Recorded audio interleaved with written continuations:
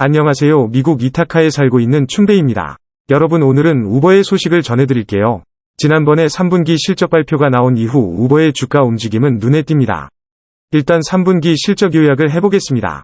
매출은 시장의 기대치보다 낮았지만 순이익은 높았습니다. 컨콜에서 있었던 중요한 소식은 크게 4가지입니다. 하나는 3분기 전년 대비 여행 증가율이 25%로 2분기 22%를 앞질렀다는 점입니다. 그만큼 미국의 소비는 건재했다는 거겠죠. 두 번째는 10대라는 젊은 소비자 사용층이 커지는 점입니다. 이러한 특징은 크루즈 업체에서도 유사한 경향이 나왔는데요. 주요 타겟층이 너무 높다면 새로운 이용자 유치에 어려움이 있겠지만 이미 10대부터 우버를 사용했기에 추가적인 이용자 증가에서도 순조로운 길을 걸을 것으로 예상됩니다. 세 번째는 금액 사용이 높은 우버원 플랫폼의 확장입니다. 우버원을 이용하는 고객들의 특징은 하나의 서비스만을 이용하기보다는 여러 제품을 동시에 이용해 지출 성향이 높다는 특징을 보입니다. 수치상 비회원 대비 회원은 4배에 가까운 지출을 보인다고 합니다. 그만큼 실적 기여도는 높겠죠. 마지막은 중소기업들의 광고 수익이 늘어나고 지금은 대기업들을 끌어들이는 절차가 순조롭다는 점입니다.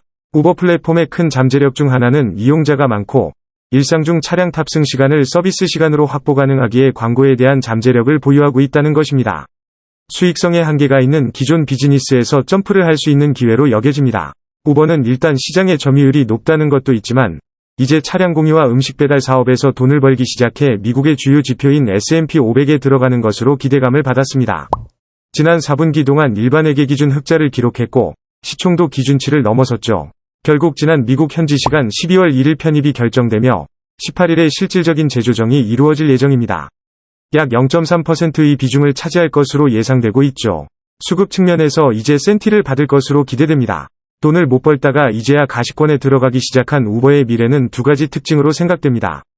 하나는 광고를 통한 수익성의 체질 개선, 두 번째는 대체제가 없는 높은 점유율입니다. 대학 도시 같은 경우엔 다른 곳으로 이동하기 위해 우버만 한 게 없습니다. 사실상 대중교통 같은 역할을 해주고 있는 거죠.